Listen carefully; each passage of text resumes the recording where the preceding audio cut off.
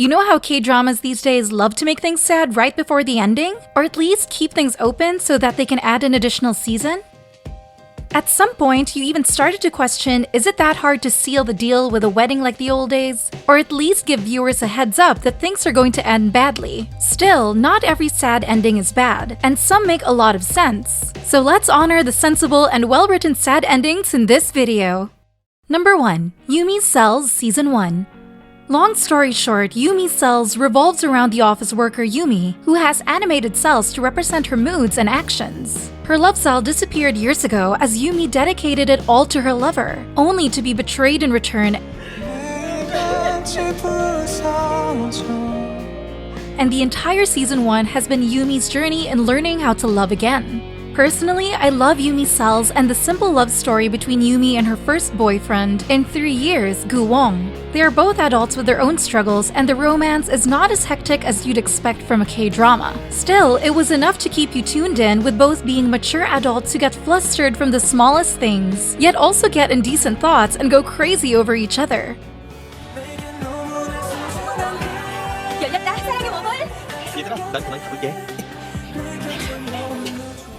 In addition, Gu-wong was sweet enough to crack Yumi's boundaries.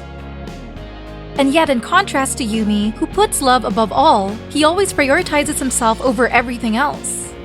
In a sense, he helped Yumi to recognize her true value, learn to love herself first, and stop enduring the things that hurt her.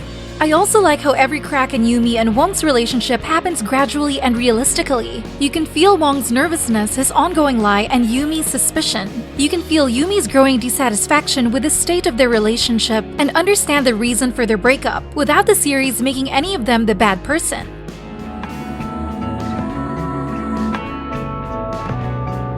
그래, 그러자. Yes, the series closed with Yumi and Wong going their own way, which may be regretful to a lot of viewers. However, it was built up decently with hints embedded within each and every episode, so it did not feel abrupt nor annoying. Number 2. The Red Sleeve. From the very first episode, The Red Sleeve made it clear that it isn't going to be a fun-filled tale, and while there are some hilarious episodes from time to time,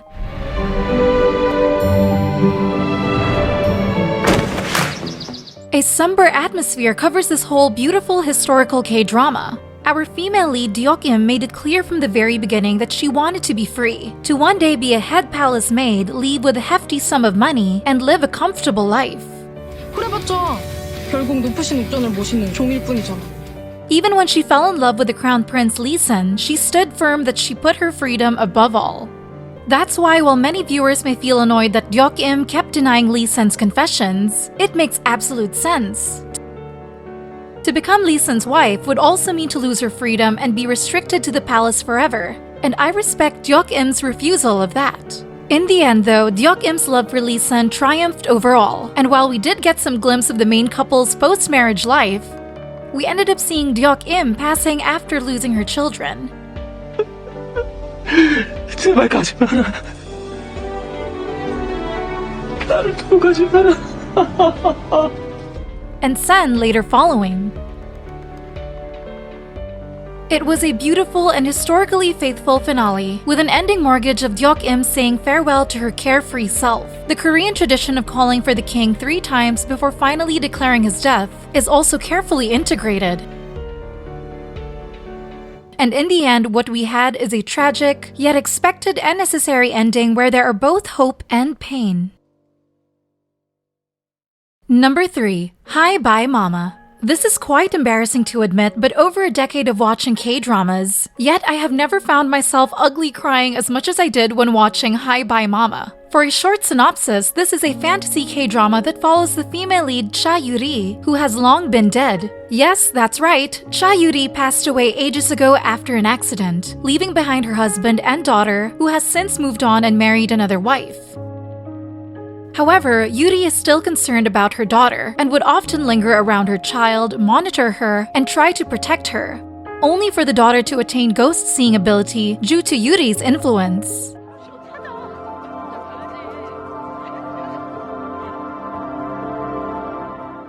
As a result, Yuri has to leave, but before disappearing once and for all, she was given a chance. She is to regain a tangible body and find her place in the world of the living.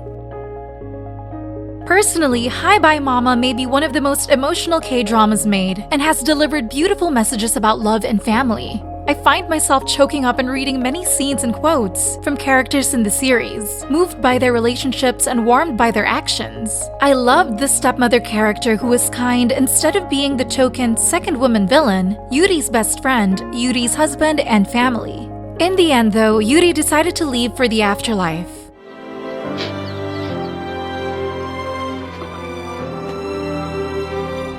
Thinking that it's best for everyone to move on and for her daughter to stop seeing ghosts. It is a tearful but necessary decision that viewers saw coming, yet cannot help but cry over, delivered in a shockingly beautiful way. If you want to feel raw with emotions and understand unconditional love, then Hi Bye Mama is the series to go for.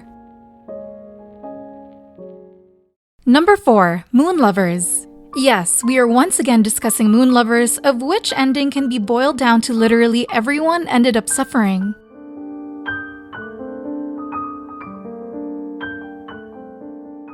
Previously in a video, we have actually discussed that Moon Lovers has an alternate ending where the female lead Hae-soo reunited with the modern version of 4th Prince Wang-so. But I still believe that the tragic ending with Hae-soo dying in the past, not being able to see Wang-so for the last time, and crying all alone in the present is a better decision.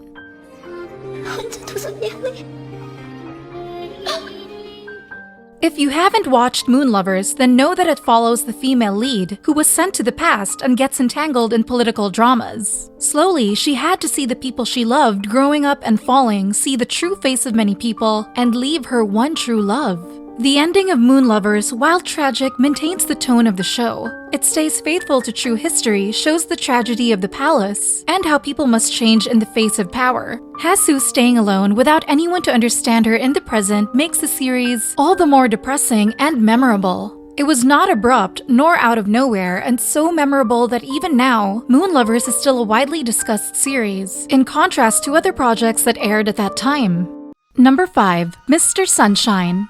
Out of 5 major characters in Mr. Sunshine, 4 of them died, which is pretty glaring evidence of how tragic this series ended. Meanwhile, Dong-mai, the second male lead, died while holding against multiple enemies, seriously wounded, and the third lead, Hee-sung, was tortured to demise by the Japanese when he refused to reveal the whereabouts of his beloved. Even the male lead, Eugene, received multiple shots to the back when trying to protect the female lead, Go Ai-shin, who was the only one to come out alive from Mr. Sunshine.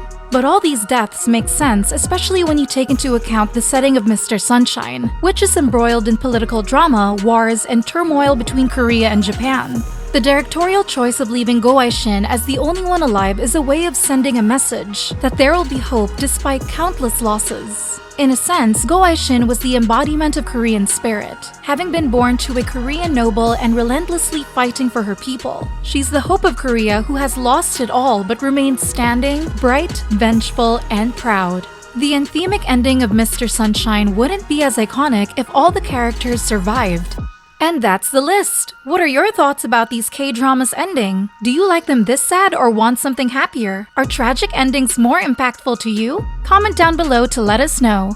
And if you want more videos like this, remember to like, share, and subscribe to Bbali Drama. We will come back soon. See ya!